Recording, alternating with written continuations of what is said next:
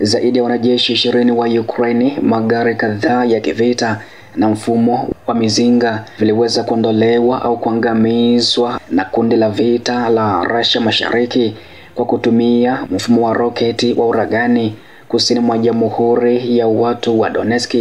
Wizara ya Ulinzi ya Urusi imeweza kuripoti hivyo kuhusu taarifa ya vikosi vya Urusi maarufu kama Russia au kundi la vita la Russia Mashariki kuangamiza ngome ya wanamgambo wa Ukraine kwa kutumia risasi nyingi za vilipuzi katika eneo hilo.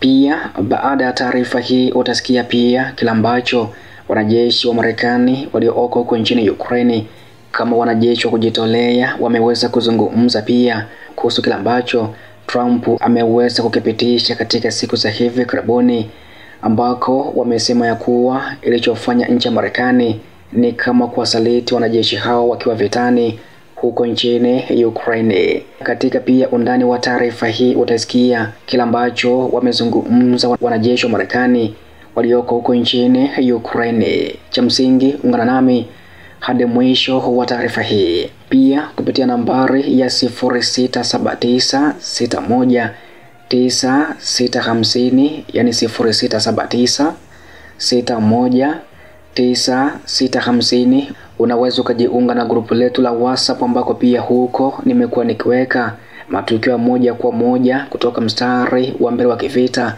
huko Urusi na Ukraine. Hivyo basi pia kama unawiwa unaweza kunitumia message ya neno ni unge kwa njia ya WhatsApp, ambako pia utapata nafasi ya kushuhudia matukio hayo ya moja kwa moja kutoka mstari wa mbele wa kivita.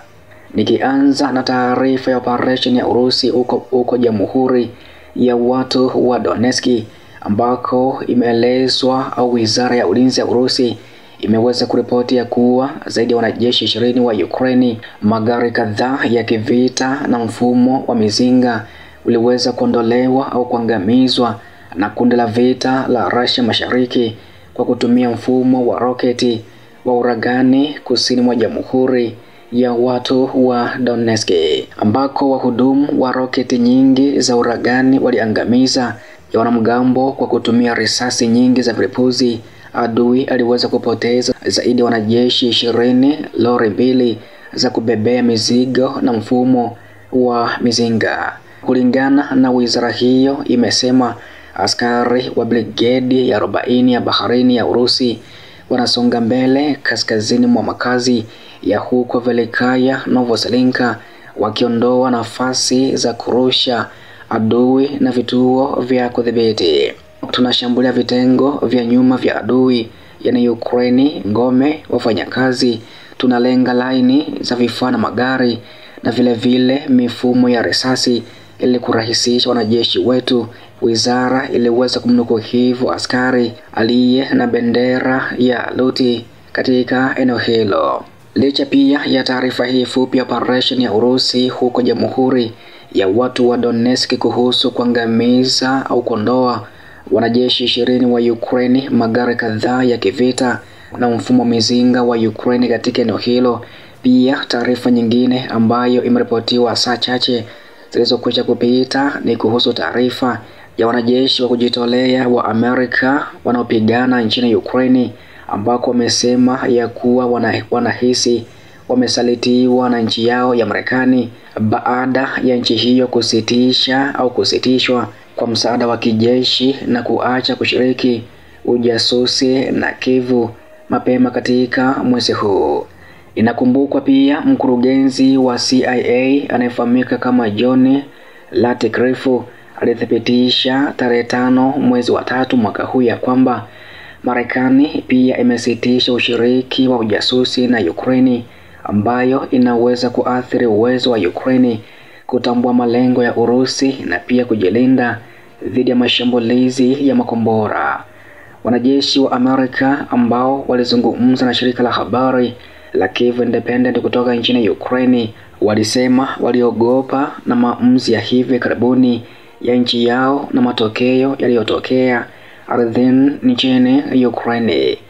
Pamoja na wengi wao wanaopigana nchini Ukraine tangu mwaka 2022 wanasema ya kuwa wanasema kutazama nchi yao inachukua nafasi kubwa katika sera ya Ukraine na kulainisha kuelekea Urusi imekuwa ni yenye madhara makubwa, hasa baada ya kupoteza wenzao mmoja baada ya mwingine katika vita hivyo, ikiwemo wa Marekani wengi katika nchi hiyo. Goldfish mwenye umri wa miaka 33, askari ambaye kwa sasa anahudumu na brigedi ya Airborne ya 25, alisema ya kuwa hajawahi kufikiria ya kwamba angekuwa akisikiliza maoni yoyote ya Marekani, ambako takwimu ya umma achilia mbali rais kutangaza wazi kuunga mkono mchokozi, ikiwa wanasimama huko sasa upande wa mkandamizaji, kwa kweli wakiambia Ukraine ama wakiwasilisha au kukoma kuwapo, hiyo sio amani, hiyo ni kutishwa. Yani kwa ufupi alinukuliwa akisema ya kuwa ikiwa tutasimama hapa sasa upande wa mkandamizaji, kwa kweli tukiambia Ukraine ama tukiwasilisha au kukoma kuwapo, hiyo sio amani, hiyo ni kutishwa. Ingawa idadi kamili ya vituo vya kudhibiti maradhi nchini Marekani haijulikani, lakini wanajeshi wa kujitolea wanaopigana katika vitengo mbalimbali huko nchini Ukraine hawajulikani na umma, lakini angalau 50 ikiwemo wanajeshi 40 wa Marekani maveterani wa jeshi waliuawa kwa vitendo hadi mwezi Februari 2024. Pia kwa mujibu wa uchunguzi wa CNN wa mwaka huu 2025 ulibaini ya kuwa zaidi ya 20 wanakosa kwenye hatua kwenye mstari wa mbele.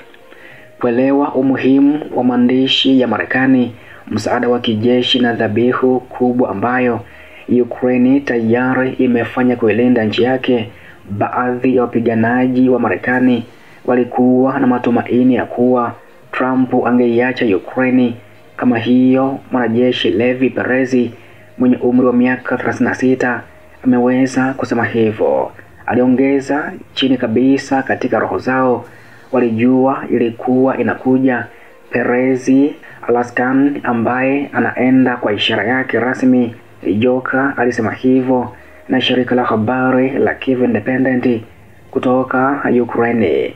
Sifa yao ya siku zijazo ni nzuri, imekwenda sana, alisema, kibainisha kuwa nchi zingine za Magharibi zinapoteza uaminifu kwa Amerika na inaweza kugeuka mbali na uhusiano zaidi wa kisiasa na kiuchumi.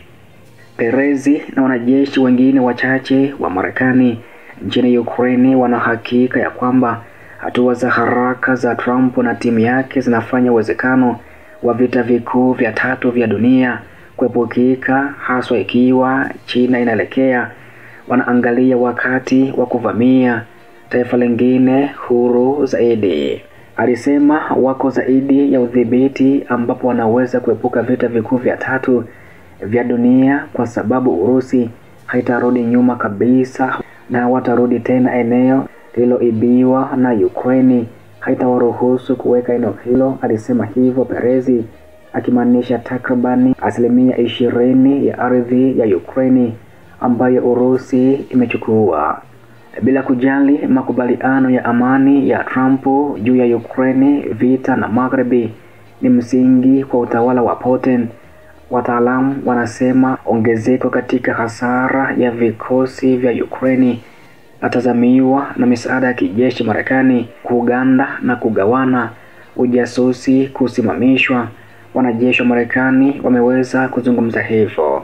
Aliyekuwa ofisa wa polisi kutoka jiji moja la kusini katika Marekani au huko nchini Marekani, kwa sasa anahudumu katika jeshi la Ukraine, amesema ya kuwa ana wasiwasi zaidi juu ya gharama ya marufuku, hasa juu ya maisha ya raia nchini humo. Raia watapata shida kwa mapana karibu zaidi, kwa sababu sasa na ukosefu wa ujasusi hawana habari nyingi juu ya shambulio la roketi na drones linalokuja kutoka eneo la Urusi. Afisa wa polisi aliyegeuka, ambaye alizungumzia hali ya kutojulikana kutokana na itifaki za kitengo chake, aliweza kusema hivyo. Nilikubali ukweli ya kwamba huenda sina nchi ya kurudi kwa sababu sitarudi kuishi chini ya utawala wa kifashisti, aliweza kunukuliwa hivyo. Sehemu ya kutisha zaidi ni kuona jinsi hatua zijazo za Marekani zitaathiri Ukraine na watu wake, kwa sababu watu wa Ukraine ni wa ajabu kulingana na askari mwenzake wa Amerika ambaye huenda kwa Korosaini Jimli na wanajeshi wengine wa Marekani wamesema ya kuwa walikuwa na maono tofauti kabisa na nchi yao, taifa la kidemokrasia ambalo waliamini daima walijaribu kufanya jambo sahihi licha vikwazo na kuisaidia dunia. Kama watetezi wa uhuru sasa wamesema wameaibishwa kutokana na maamuzi hayo. Wanajeshi hao kutoka Washington waliohojiwa wamesema matumaini yao sasa yananyemelea Ulaya ili kuongeza usaidizi wake kwa Ukraine katika kile kinachoweza kuwa miezi yake nyeusi zaidi ijayo.